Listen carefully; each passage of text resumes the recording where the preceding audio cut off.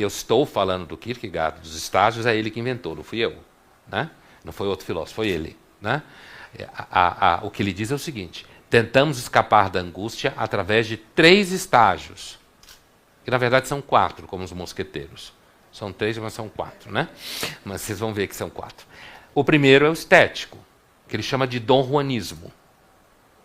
Que ele usa a figura do Dom Juan, que é aquele homem que seduz mulheres, seduz. Quando ela demonstra interesse, ele fica com ela um tempo, depois ele brocha. Aí ele seduz outra. Dom Juan. Né? E aí depois ele vai até que chega a hora. O Mozart fez uma ópera famosa sobre Dom Juan, chamada Don Giovanni. Né? Chega numa hora que ela deu um sorriso, ele já brochou. Aí vai para outra. Ela virou a cabeça para ele e brochou. Significa o quê? Que chega num ponto que quando você quer colocar sensações no lugar da angústia, as sensações perdem o valor. Porque não consegue resolver a angústia. Aí ele diz que você desespera de ter sensações na vida.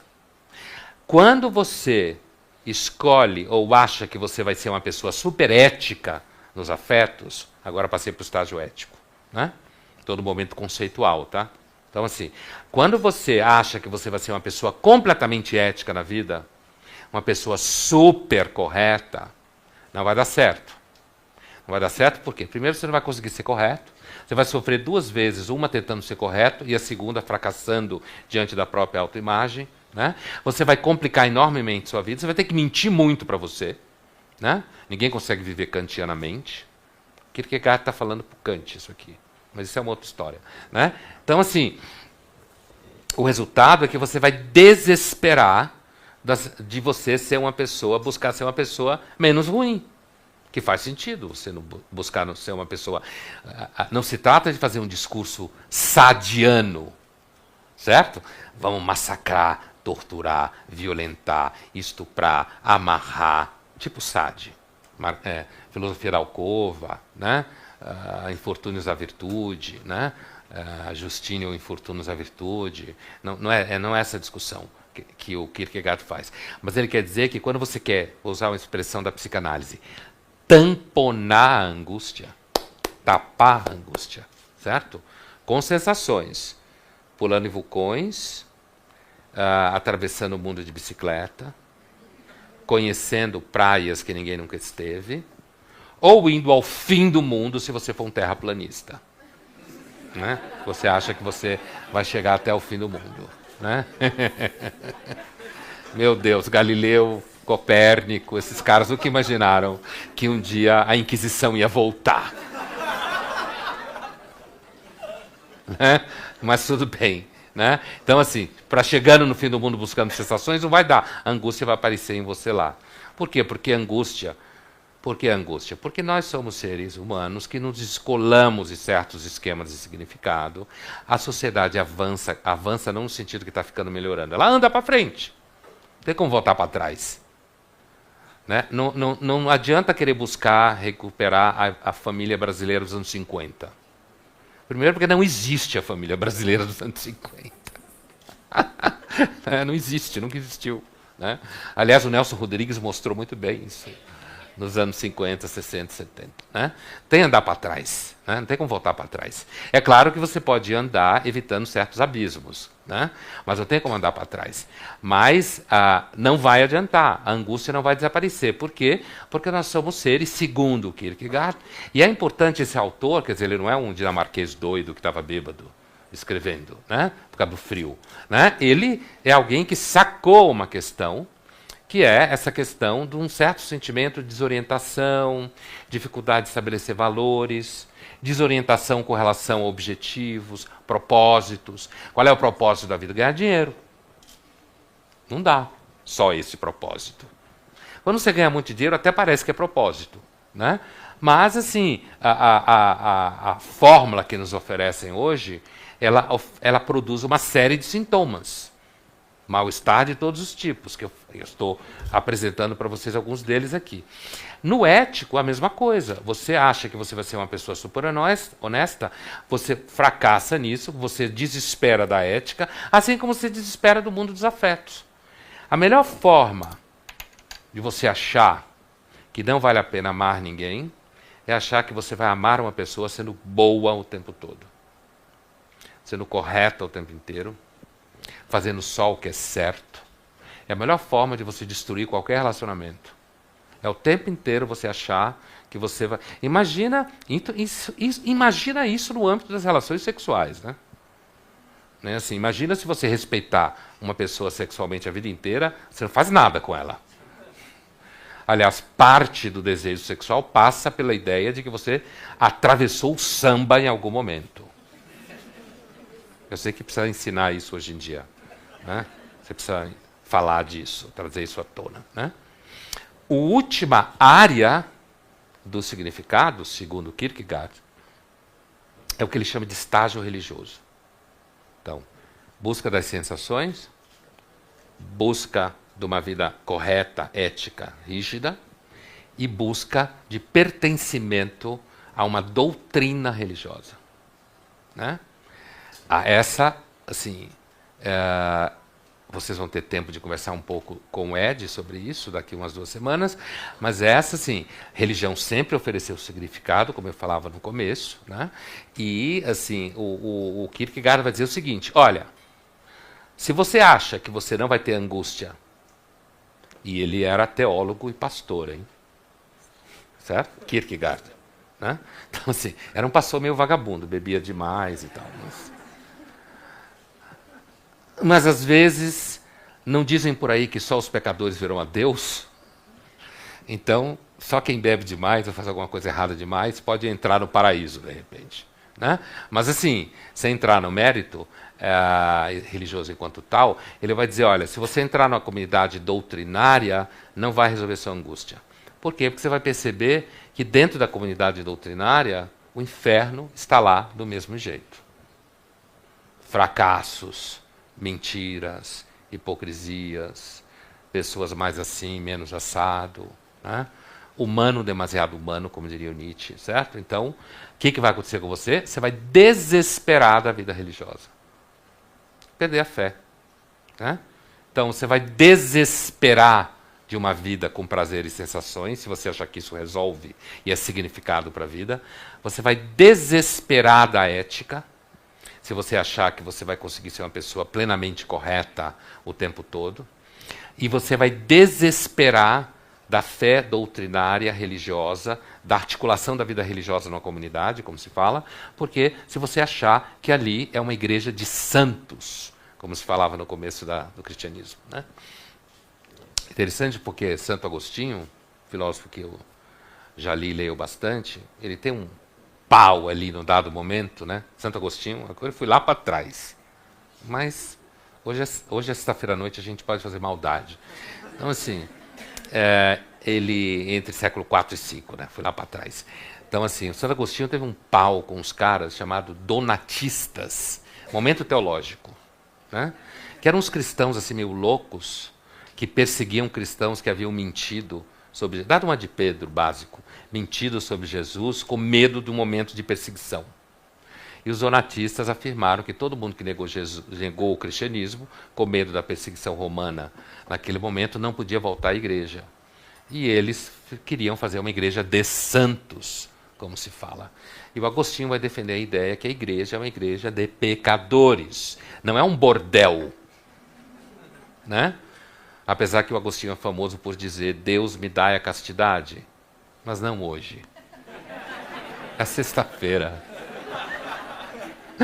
Castidade sexta-feira é um pecado, né? Mas assim, né? Esse é um pecado, a sexta-feira. Mas assim, eu lembrei dessa questão da Igreja dos Santos, que é um debate interessante dentro da origem do cristianismo. Você percebe muito bem, o Santo Agostinho é um filósofo que, apesar que é um tema muito anterior, mas ele tem uma certa intuição justamente para essa questão de um molejo do amadurecimento, né? Certo molejo, essa ambivalência, inclusive de perceber que às vezes você não encontra significado mesmo, você não encontra propósito. Se você achar que tudo tem que ter propósito, você já estará precisando de medicação, né? Tudo. Algumas coisas sim, outras não. E, às vezes, não ter propósito relaxa. repousa. Né? A ideia é que você tem que encontrar e ter propósito em tudo que você faz, não dá para repousar. Você fica paranoico. Né? Então, assim, essa ideia de que você vai conseguir resolver essa angústia com relação ao problema do propósito, certo? Dito de outra forma, o problema do significado da vida, certo? E que você vai encontrar, seja ele no âmbito estético das sensações, seja no âmbito da conduta reta, moral. Uma das coisas que eu observo entre os mais jovens hoje em dia é uma enorme angústia com relação a ser completamente ético. Né? Isso é uma questão assim que leva muita gente ao sofrimento. Quando você quer ser ético o tempo inteiro, você começa a ter problema de identidade, você tem problema de relacionamento, problema de... Eu não estou dizendo que você tem que ser mentiroso o tempo inteiro e que você tem que ser corrupto. Eu não estou na polarização, sabe? Aquela coisa bipolar assim. Ou você é X ou você é Y, então você não existe. Né? Aí tem um quarto estágio, né? Eu falei que são 3, mas são 4. É porque o Kierkegaard divide o 3 em 2. Por isso são 4. Existe o religioso 2, que ele chama de salto na fé.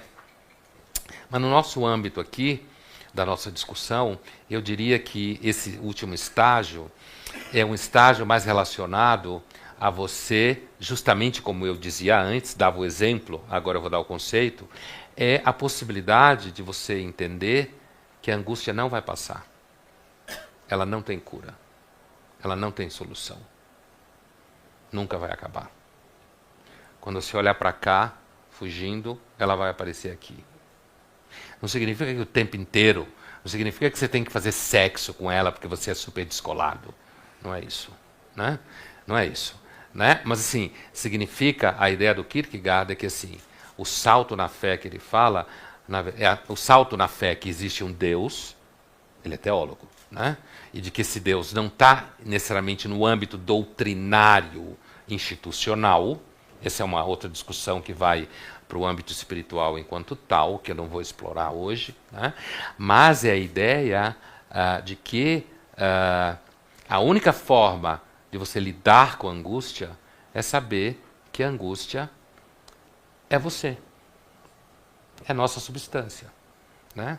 Sempre parece que tem alguma coisa fora do lugar, sempre parece que tem alguma coisa que não devia ser assim, e, portanto, esse debate sobre como vender significados, né, que, na verdade, é uma disciplina do marketing, associar significado aos comportamentos, associar significado aos produtos, né, como eu dizia, de comida ou de viagens, ou procurar ter um comportamento de luxo, que também é significado, gente que quer ter um comportamento de luxo.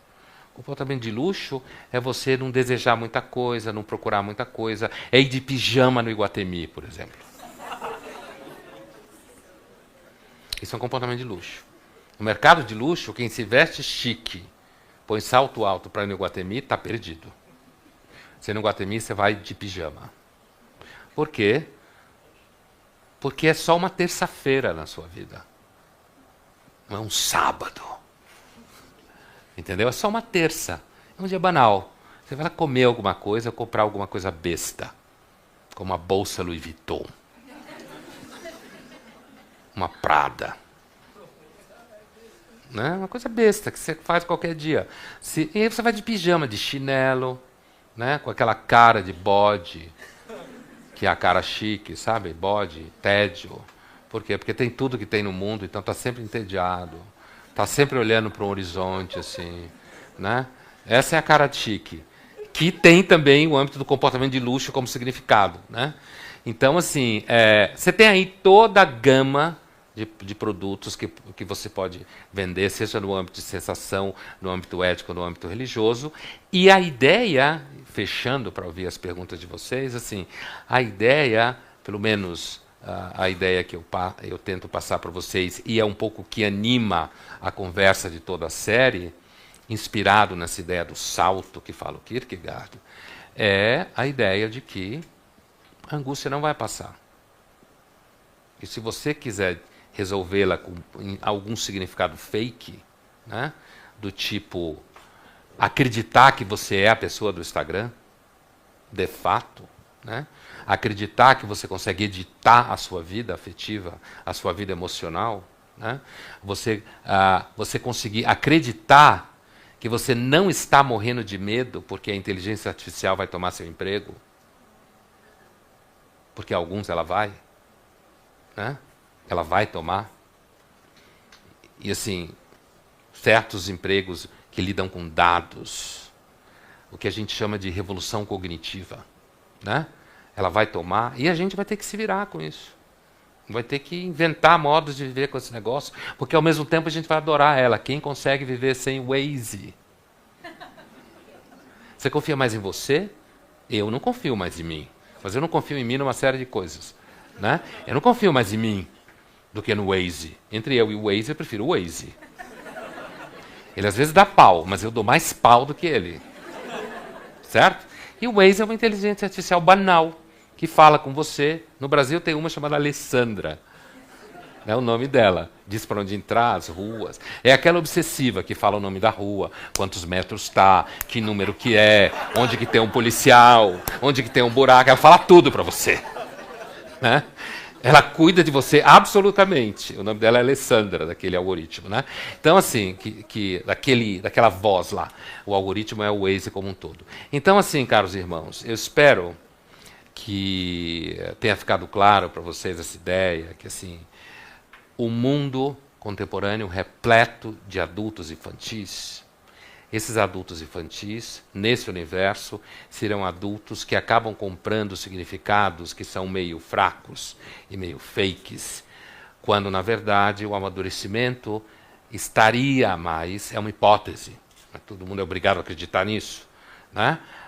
Estaria mais perto de uma certa lida com a angústia, com a ansiedade, com a insegurança, com a incerteza, às vezes com o que a gente chama na filosofia de contingência, que é o nome chique em filosofia. Quando o filósofo fala contingência, é um momento reverencial. A contingência, né? É um nome chique para sorte e azar. Né? Então, que todo esse conjunto de elementos, me parece que o amadurecimento, a não infantilidade, a aceitação do amadurecimento está mais associado a perceber que, às vezes, não é claro o propósito, não tem propósito, não tem significado. E, por incrível que pareça, talvez, nesses momentos, você consiga respirar melhor. Obrigado. Vamos às perguntas.